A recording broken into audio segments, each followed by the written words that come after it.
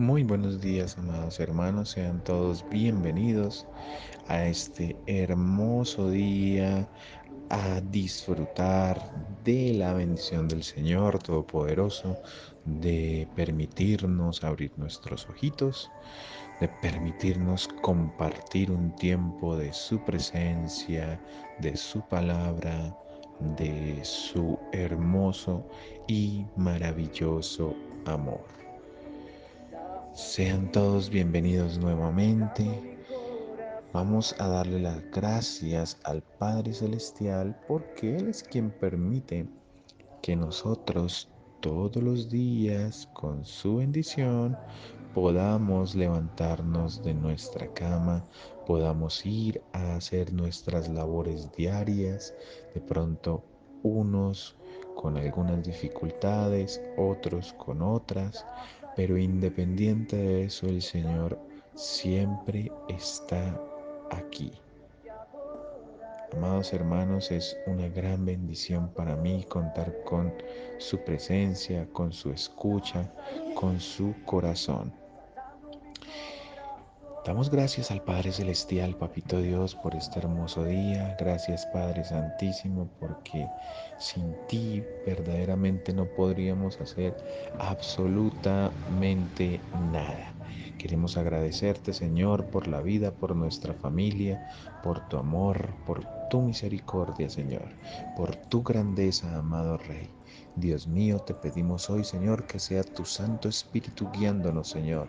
Que tu Santo Espíritu, amado Dios, abra nuestro entendimiento, nuestra comprensión, Señor. Que la enseñanza que traes para el día de hoy sea regocijando nuestros corazones, sea regocijando nuestra alma, Señor. Y que lo que por gracia se nos da, por gracia sea dado, Señor. Por favor, que ni mis hermanos ni yo nos guardemos esta enseñanza que tú nos traes el día de hoy, porque tú quieres que la palabra sea llevado hasta lo más recóndito de la tierra y hasta los últimos lugares, Señor. Te agradecemos por la vida de cada uno de mis hermanos, de sus familiares, de sus hijos, Señor. Bendecimos nuestras casas, nuestras alacenas, nuestros trabajos, a quienes lo tienen, y te clamamos por quienes de pronto lo han perdido en esta cuarentena. Oramos por la salud y bienestar de cada uno de mis hermanos, por las personas que de pronto se encuentran en una clínica, que están pasando dificultades. Oramos por las familias que han perdido a sus seres queridos, para que seas tú dándoles la fortaleza, Señor, que se necesita para poder soportar esta prueba tan difícil. Te entregamos toda nuestra vida, todo nuestro ser, toda nuestra alma, toda nuestra mente está en disposición tuya, Señor, para comprender y recibir de tu palabra. En el nombre de Cristo Jesús. Amén y amén. Bueno, amados hermanos, es una gran bendición poder estar nuevamente por este audio, hablando, conociendo, aprendiendo sobre este hermoso libro que hemos venido estudiando del Apocalipsis. Hemos venido estudiando, amados hermanos, el capítulo número 14. Comenzamos a ver el mensaje de los tres ángeles después de que los 144,000 pues vienen con el Cordero, ¿cierto? Aprendimos que uno de estos, el primero de estos ángeles, este ángel es el encargado de ir a predicar desde el cielo todo el evangelio para que no se tuviese ningún tipo de excusa por parte del pueblo, por parte del mundo, de que nunca había recibido el evangelio, de que nadie se lo había predicado. Pues para evitar esto el Señor envió a su ángel, ¿sí?, desde el cielo para predicar el evangelio. Y este evangelio llegó a toda nación, a toda tribu, a toda lengua y a todo pueblo, diciendo a gran voz: temed a Dios y dadle gloria, porque la hora de su juicio ha llegado, y adorad a aquel que hizo el cielo y la tierra y el mar y las fuentes de las aguas.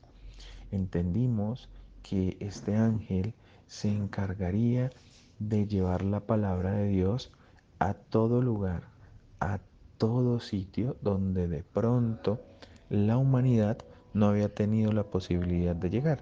Aunque siendo muy honestos y consecuentes en la época que vivimos, eso es un poco ya difícil. Sí hay sitios, pero digamos que todo el tema tecnológico ha permitido que la forma de llevar el Evangelio sea más fácil, sea más sencilla, entre comillas, ¿no?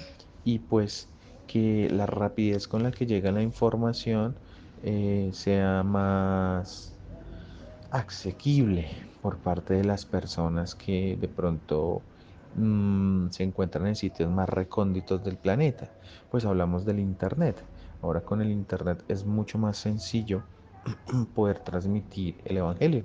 En esta cuarentena, pues nos hemos dado cuenta que la herramienta que Dios nos permitió usar para poder comunicar el Evangelio, poder predicar la palabra, pues ha sido el Internet y los medios tecnológicos. Entonces, cada vez eh, es menos la población que puede decir yo nunca he recibido el Evangelio. Pero de pronto ocurrirá, de pronto llegará la persona que pueda decir, no, a mí nadie me habló, no sé de qué me está hablando, no le entiendo. Pues este ángel se encargará de que no haya ninguna duda, que no haya ninguna posibilidad de que nadie diga, yo no conocí del Evangelio.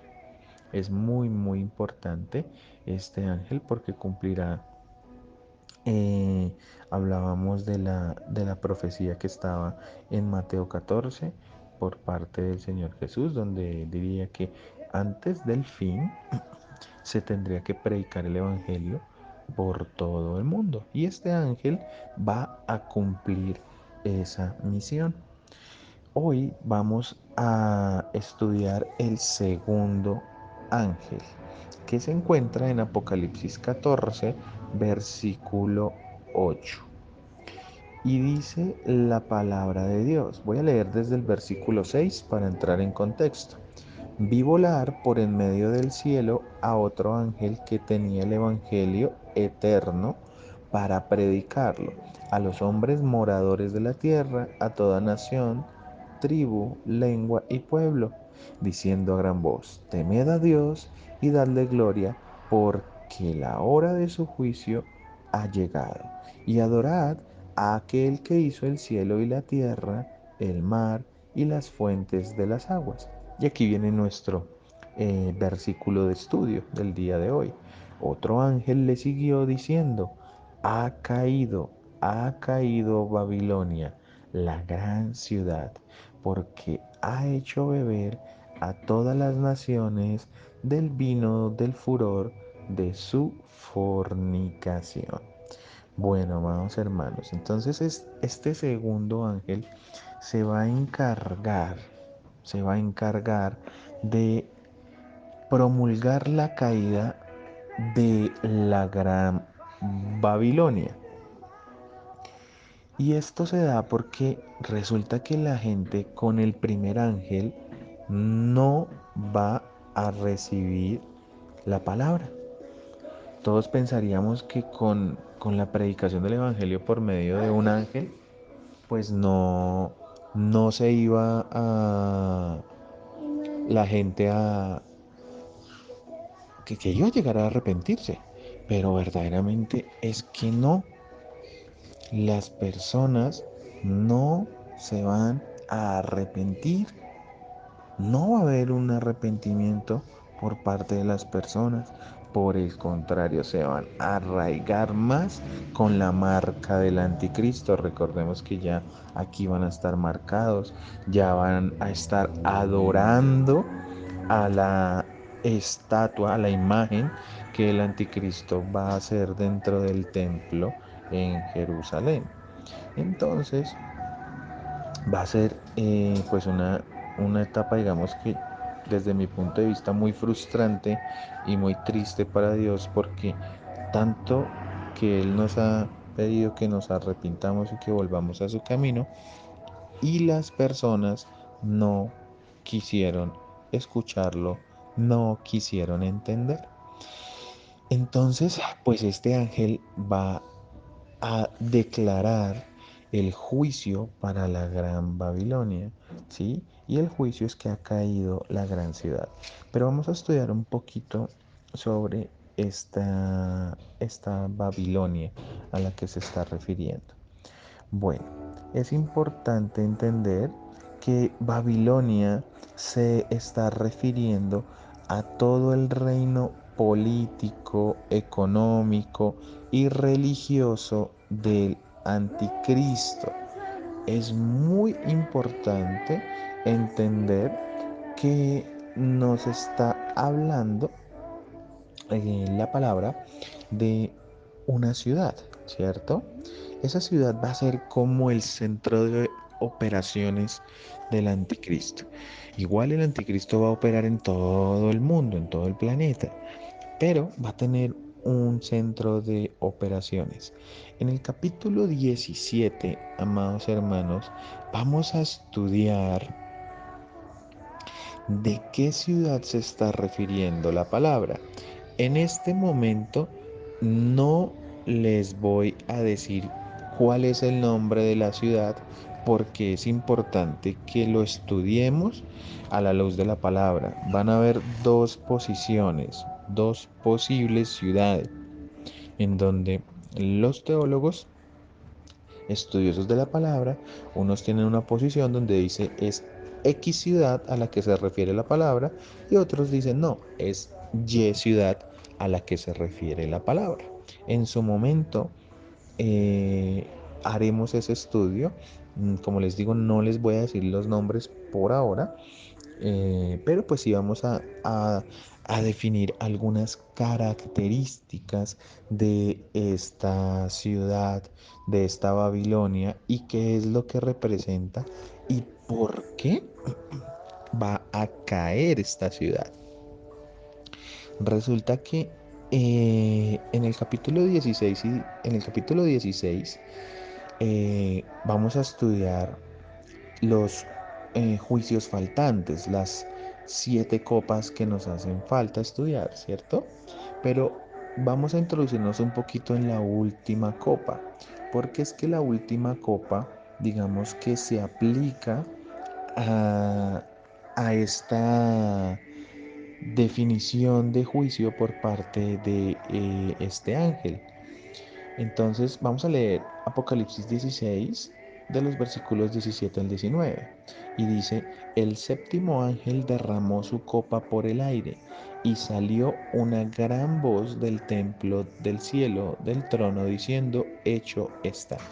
Entonces hubo relámpagos y voces y truenos y un gran temblor de tierra, un terremoto tan grande cual no lo hubo jamás desde los hombres, desde que los hombres han estado sobre la tierra. Y la gran ciudad fue dividida en 3 partes, y las ciudades de las naciones cayeron, y la gran Babilonia vino en memoria delante de Dios para darle el cáliz del vino del ardor de su ira. Entonces, aquí que nos está diciendo, está confirmando lo que estamos leyendo en Apocalipsis 14:8. Eso lo confirma Apocalipsis 16, en donde Dios se acordó de esta ciudad y le dio de beber la copa de la ira, la séptima copa, que trae el cáliz de vino del ardor de la ira de Dios. ¿Por qué? Por los pecados de la gran Babilonia. Entonces, como vemos, esta ciudad es una ciudad pecadora. Por eso es que el anticristo la va a tomar como su centro de operaciones, donde va a operar todo el poder político, económico y religioso del anticristo.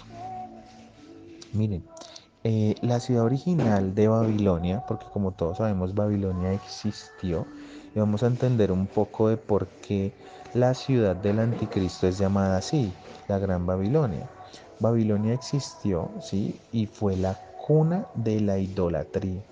En Babilonia inició todo el tema de la idolatría humana. Allí los hombres construyeron en Babilonia la Torre de Babel. No sé si ustedes se acuerdan lo que pasó, que eso fue como un monumento a la rebelión y a toda religión falsa que construyó la humanidad, una gran torre que quería llegar hasta el cielo para acercarse y llegar hasta donde está Dios, ¿no? Esa idolatría pues se dispersó por el mundo después que Dios confundió el lenguaje humano. Dios se encargó de, de destruir esta ciudad y este monumento eh, por castigo a eso que el hombre quiso hacer. Vamos a leer un poquito de esta ciudad de Babilonia que se encuentra en Génesis capítulo 11. Vamos a leer del versículo 1 al 9. Allí se encuentra la historia de la torre de Babel. Bueno, dice la palabra de Dios, Génesis 11, capítulo 1. Tenía entonces toda la tierra una sola lengua y unas mismas palabras. Miren, aquí ya empezamos entendiendo que nosotros no siempre manejamos lenguajes diferentes, sino que hablábamos una misma lengua. Y aconteció que cuando salieron de oriente, hallaron una llanura en la tierra de Sinar y se establecieron allí. ¿Quiénes se establecieron allí? Los humanos. Y se dijeron unos a otros, vamos, hagamos ladrillo y cosámoslo con fuego. Y les sirvió el ladrillo en lugar de piedra y el asfalto en lugar de mezcla. Aquí vemos ya los primeros avances, ¿no? En temas de construcción. Versículo 4. Y dijeron, vamos, edifiquemos una ciudad y una torre cuya cúspide llegue al cielo. Miren el pecado de los hombres. El mismo pecado que tuvo Satanás. Entonces aquí vemos cómo la corrupción por Satanás llevó a la humanidad a querer construir una cúspide que llegara hasta el cielo. Y mire lo que dice, y hagamos un nombre por si fuéramos esparcidos sobre la faz de toda la tierra. O sea, quisieron ser como Dios.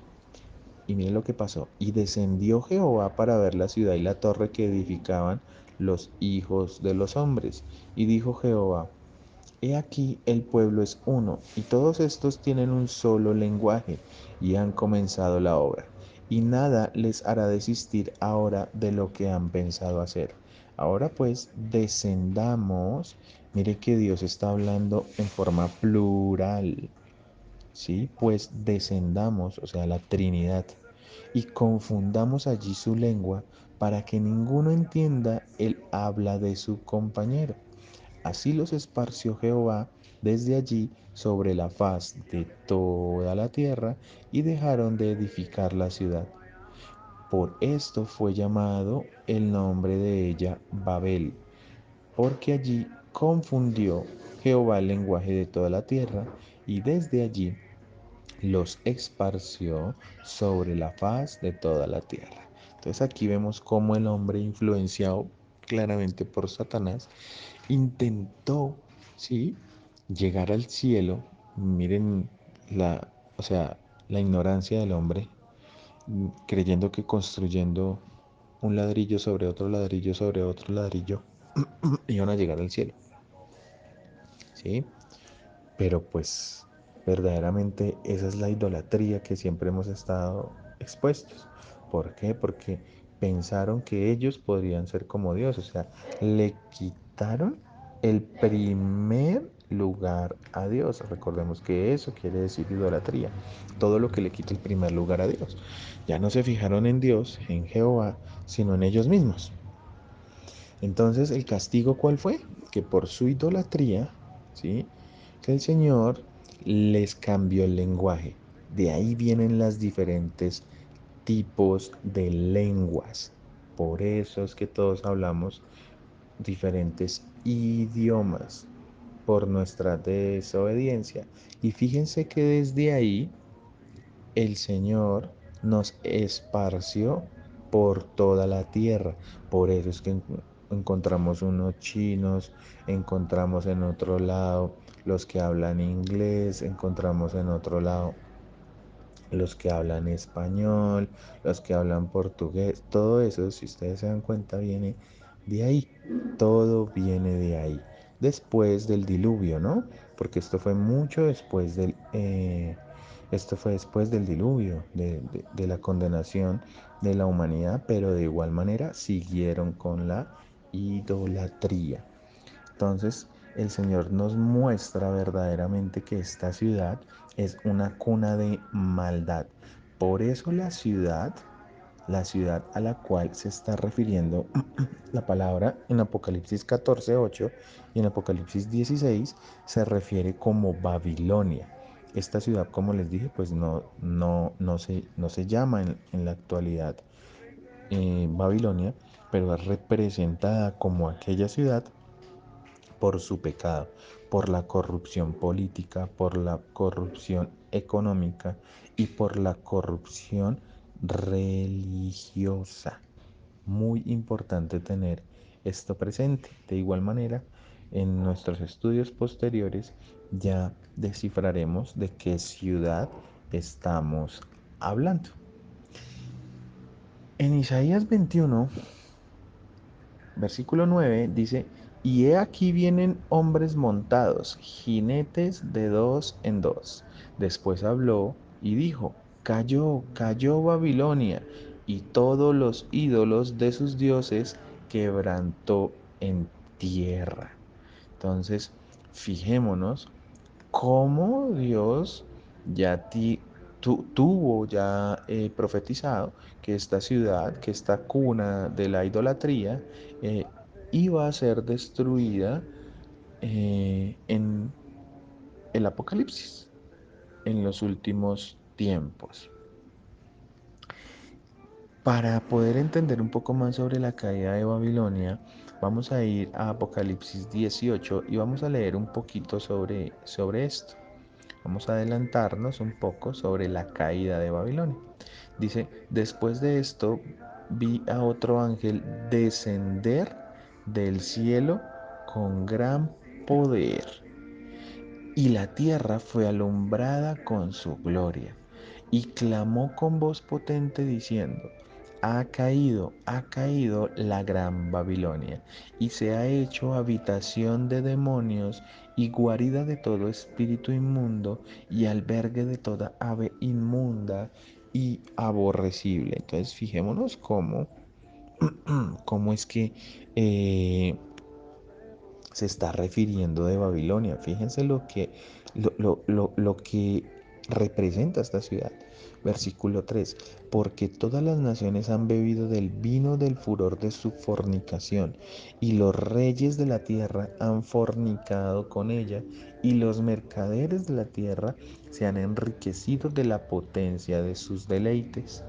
Y oí otra voz del cielo que decía, salid de ella, pueblo mío, para que no seáis partícipes de sus pecados, ni recibáis parte de sus plagas, porque sus pecados han llegado hasta el cielo y Dios se ha acordado de sus maldades.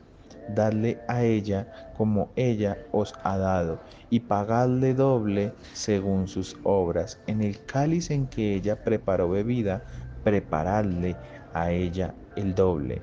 Cuanto ella se ha glorificado y ha vivido en deleites, tanto dadle de tormento y llanto, porque dice en su corazón, yo estoy sentada como reina y no soy viuda, ni y no veré llanto. Por lo cual en un solo día vendrán sus plagas, miren cómo va a ser destruida, muerte, llanto y hambre, y será quemada con fuego, porque poderoso es Dios, el Señor, que la juzga. Vamos a leer hasta ahí para no leer todo el capítulo, no adelantarnos de lo que nos espera más adelante. Esto es un abrebocas. Pero lo que vemos con este segundo ángel, amados hermanos, es que está dictaminando ya la decisión de Dios. ¿Cuál es la decisión? De destruir esta ciudad. ¿Y por qué? Porque es la cuna de la idolatría, porque es donde el anticristo se ha enfocado en hacer mal para todas las naciones y pues debe ser destruida porque ya está próxima la venida del Señor Jesús. La venida ya ahora sí, no como vino hace 2000 años, sino como lo que Él es, la venida para reinar como Rey de Reyes, Señor de Señores. Ya estamos próximos a llegar a su pronta venida. Eso lo vamos a ver en el capítulo 19. Entonces ya vamos entendiendo cada vez de una mejor manera cómo se ha desarrollado el Apocalipsis. Voy a recordarlo rápidamente. Recordemos que iniciamos con las iglesias, estudiamos las 7 iglesias, un mensaje del Señor Jesús, en donde se podían ver de 3 formas estos mensajes. La primera forma es que las iglesias es un mensaje directo a las iglesias de la época, o sea, les estaba hablando en ese momento a esas iglesias, a cada una de esas iglesias, ¿sí? A la iglesia de Éfeso, a la iglesia de Esmirna, de Pérgamo, de Tiatira, de Sardis, de Filadelfia y de la Odisea. O sea, les estaba hablando lo que estaba sucediendo, ¿sí?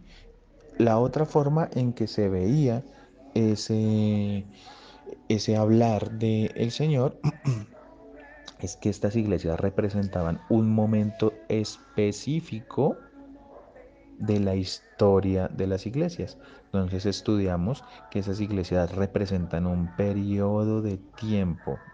Eso nos da a entender que la iglesia ha sufrido cambios desde la iglesia primitiva, desde el primer siglo donde se constituyó la iglesia, desde Pentecostés. Ya sabemos que eso fue lo que pasó en Hechos capítulo 2.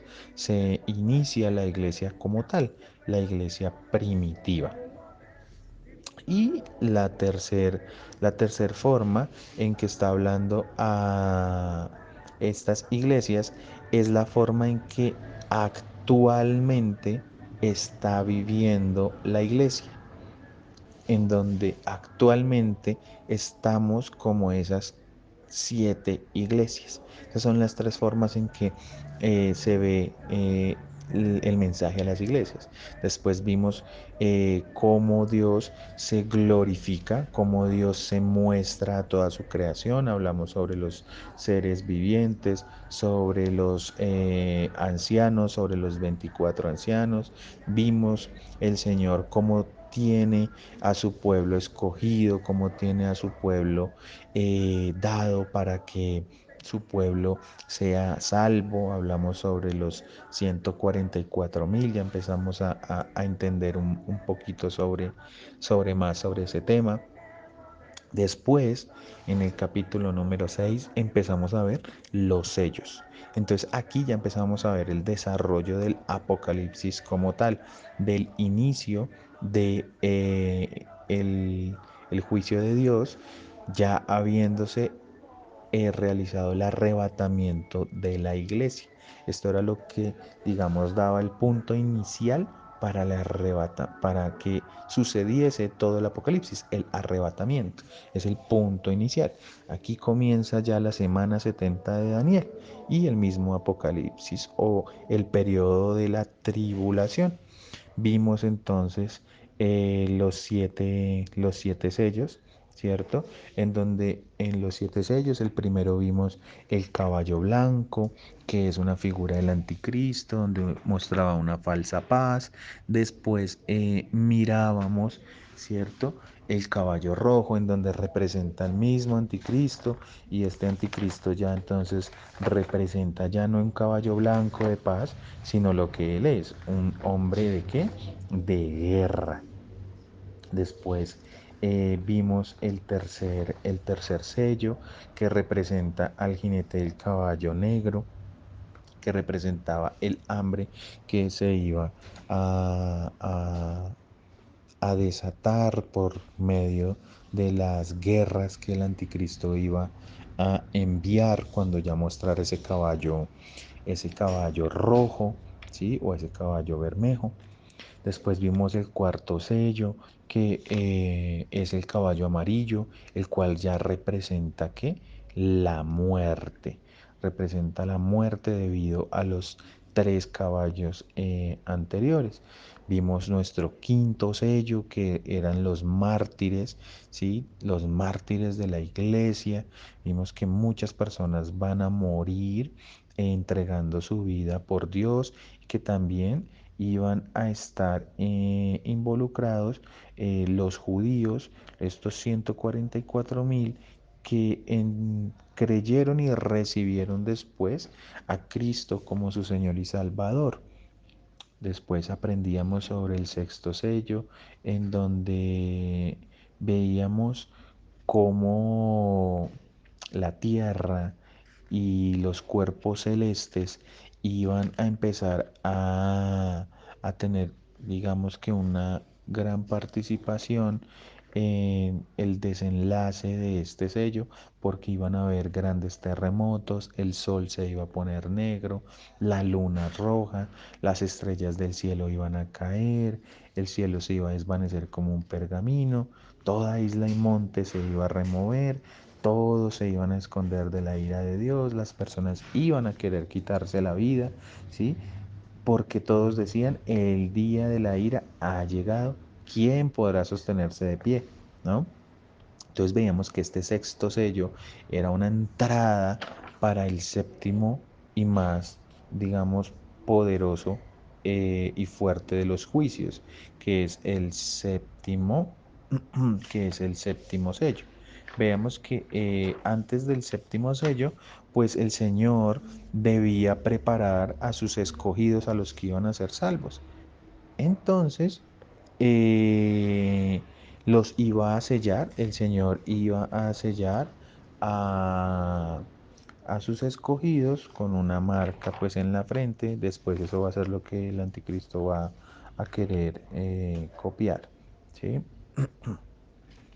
En el capítulo 8 entonces aprendimos sobre ya que Cristo rompe el séptimo sello, y con la apertura del séptimo sello venían las siete trompetas. Las siete trompetas, entonces hablábamos sobre las primeras cuatro, donde las primeras cuatro representaban juicios sobre la naturaleza y las siguientes tres ya sobre la humanidad. Claramente todas afectan a la humanidad, pero las primeras tres están enfocadas sobre la naturaleza, esto debido al pecado del hombre. La primera trompeta traía juicio sobre la vegetación, la segunda trompeta juicio sobre el mar y los animales marinos, la tercera trompeta traía juicio sobre las aguas, ¿sí? O sea, sobre las aguas dulces, las aguas consumibles. La cuarta trompeta traía juicio sobre el firmamento y el ecosistema terrestre. Ya la quinta trompeta traía ya el juicio, ¿sí? Y el primer terror, como lo denomina la palabra, en el capítulo 9, y ya hablaba sobre las langostas, sobre esos demonios, ¿no?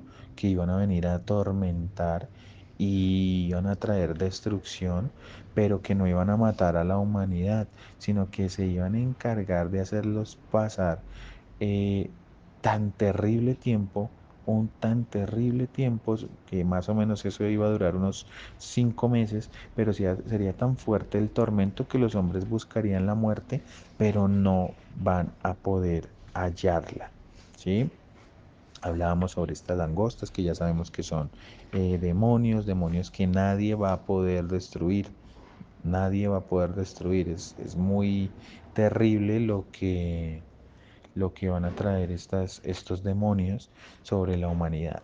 La sexta trompeta, que es el segundo terror que vimos, esta segunda, perdón, esta sexta trompeta ya nos habla más enfocado sobre unos jinetes y unos caballos que ya, a diferencia de los primer demonios, vienen a traer ya ahora sí muerte, ¿no? Se dice que tienen un aspecto como de leones, ¿sí? Que tienen un aspecto en el que van a matar a la tercer parte de los hombres, ¿no? Él dice que el poder de los caballos estaba en su boca y en sus colas, o sea, eran caballos, ¿sí? Con cabezas de leones y con colas de serpientes. Entonces, esos son esos monstruos tan terribles, ¿no? Que van a venir a traer muerte. Esa es la sexta. Y de ahí para adelante, pues el Señor nos venía enseñando que iba a haber un interludio entre la sexta trompeta y la séptima trompeta, en donde el Señor iba a traer un ángel con el librito, ¿cierto? Iba a traer un ángel con el librito donde hablábamos pues que ese ángel muy probablemente se trata del Señor Jesucristo y ese librito lo que trae es los últimos juicios, en donde antes de desatar los últimos juicios de la séptima, de la séptima trompeta, pues el Señor iba a enviar a sus dos testigos, a Moisés, a Elías, para predicar el Evangelio. Ya sabemos que ellos van a predicar en los últimos 3 años y medio del Apocalipsis, en el periodo de la gran tribulación, sí, que estos dos profetas pues van a traer consigo también juicios, sí, van a, a enviar fuego desde el cielo, van a convertir el agua en sangre, van a traer plagas como las de Egipto, porque pues la gente no quiere entender. Pero igual lo más importante de ellos es que van a traer la palabra de Dios para arrepentimiento, pero nadie los va a escuchar. El anticristo va a tener la posibilidad de matarlos, pero a los 3 días el Señor los va a resucitar para gloria y honra de Él. Ya después con esto veíamos que se abría la última trompeta o se tocaba la última trompeta trayendo el tercer terror, ¿no?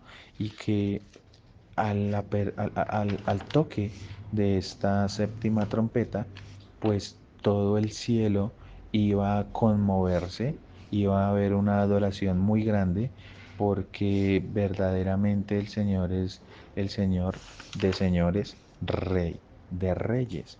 Y esto nos implicaba un estudio respecto a por qué Satanás, digamos que en la tierra, va a traer tanta destrucción y por qué estaba tan enfocado en Israel. En el capítulo 12 estudiamos la mujer y el dragón, en donde vemos que la mujer es Israel y el dragón es Satanás, donde Satanás, después de que es arrojado del cielo, pues este dragón pues se iba a encargar de destruir a Israel, donde desde la creación misma de la humanidad ha intentado impedirlo, ha intentado destruir a la nación de Israel, pero no ha podido, porque pues el Señor siempre ha protegido a su pueblo, a pesar de que el pueblo ha sido tan desobediente. Después en el capítulo 13 estudiamos las dos bestias. Vimos ya cómo entonces Satanás hace posesión de quién? Del anticristo. Entonces veíamos cómo el anticristo era la bestia que subía o que sale del mar. Y entonces, pues ya como el anticristo se encargaba pues de realizar ya todo lo profetizado. Después veíamos al falso profeta, que era la segunda bestia, y todo lo que en él pues se va a hacer, en donde su principal función va a ser que adoren al anticristo. el capítulo 14, que es en el que estamos actualmente. Entonces veíamos ya cómo Cristo, el Cordero y los 144.000 se posaban, ¿cierto? Tocaban el monte santo, el monte de Jerusalén, ¿sí? Para ya, digamos que, estar próximos a la batalla que se va a desarrollar en el valle, ¿sí? En el Armagedón, que eso lo vamos a estudiar más adelante, y pues cómo es que todo esto va a suceder, para que después de lo sucedido, pues los tres ángeles se encarguen de llevar el mensaje de Dios. Ya vimos que el primer ángel se enfoca en llevar la palabra de Dios, el evangelio ante toda la humanidad, y el que estudiamos el día de hoy, que se encarga de profetizar o de llevar el juicio de Dios referente a la Gran Babilonia. Amados hermanos, acabo de hacerles un recuento rápidamente de lo que hemos estudiado en estos primeros 14 capítulos y medio. Ya vamos más de la mitad del Apocalipsis, vamos avanzando muy rápidamente, pero a la vez siempre nos hemos tomado un gran tiempo para poder entender lo que el Señor nos quiere mostrar en el desarrollo de este libro. Es para mí un placer haber podido compartir este tiempo con ustedes. Espero que haya sido de gran enriquecimiento como lo es para mí. Espero podernos encontrar pronto y pues que sea el Señor bendiciendo cada una de sus familias y de sus vidas. En el nombre de Cristo Jesús. Amén.